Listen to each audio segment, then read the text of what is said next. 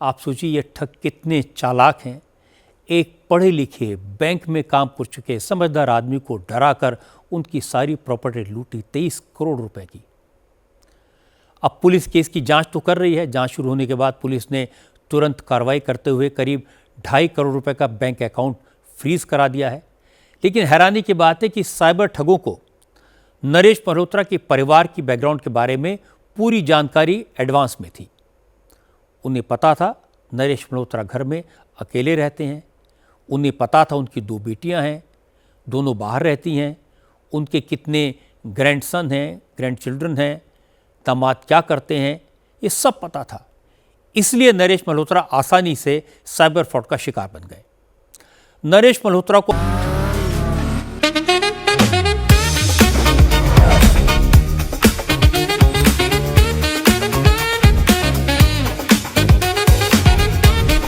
Pure technology that is built for your every sense. Acer Pure from Acer. अपने साथ हुई ठगी का शक तब हुआ जब उनसे कोलकाता की एक प्राइवेट लिमिटेड कंपनी में पैसा ट्रांसफर करने को कहा गया। उन्होंने इनकार कर दिया। नरेश मल्होत्रा ने कहा कि वो सुप्रीम कोर्ट में जाकर पैसा जमा कराएंगे या रिजर्व बैंक में। इसके बाद उन्हें फोन आने बंद हो गए। अब सवाल है, इस तरह की धोखाधड़ी से कैसे बचा जाए।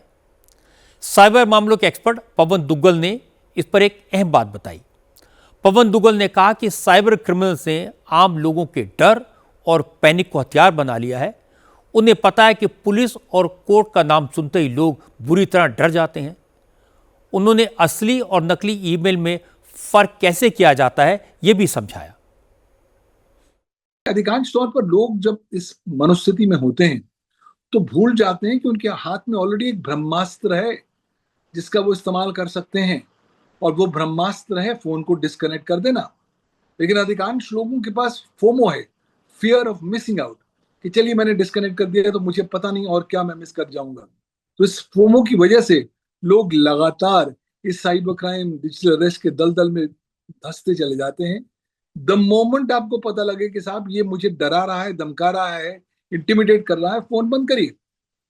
भाई अगर कल कुछ पुलिस ने आना होगा, घर आ जाएगी, दफ्तर आ जाएगी, जो कार्रवाई होगी एज पर लॉ हो जाएगी।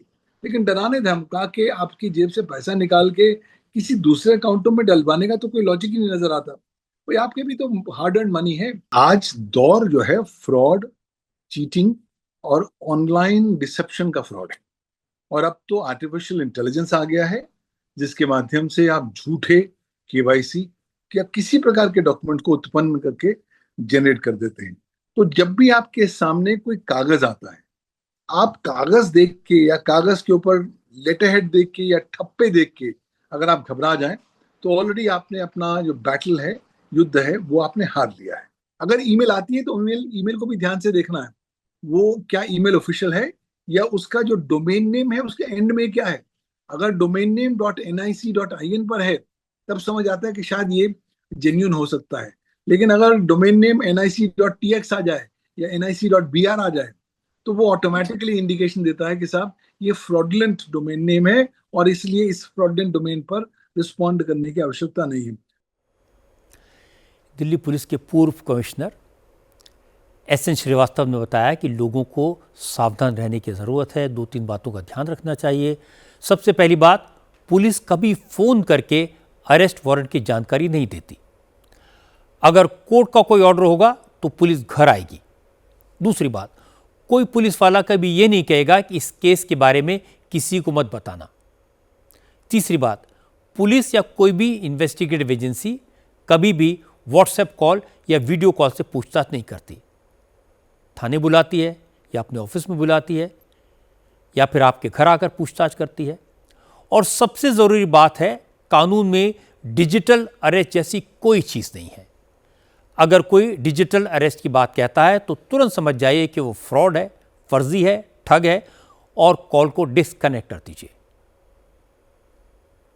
ऐसे व्यक्तियों को जिनको इस प्रकार के डिजिटल अरेस्ट की अटेम्प्ट की जाती है, उनको ये समझना चाहिए कि पुलिस या कोई भी इन्वेस्टिगेटिव एजेंसी आपको वीडियो के मार्फत, व्हाट्सएप के मार्फत आपसे इन्वेस्टिगेशन नहीं करेगा।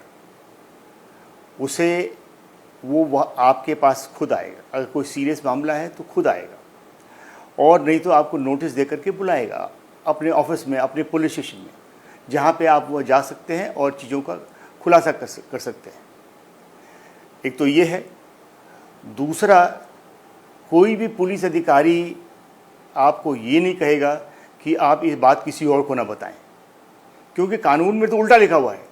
कानून में लिखा हुआ है कि अगर किसी को अरेस्ट करते हैं तो ये पुलिस का कर्तव्य है कि उसके घर का कोई अडल्ट मेंबर को सूचना दे कि आपका फलाना फलाना व्यक्ति अरेस्ट हो गया है।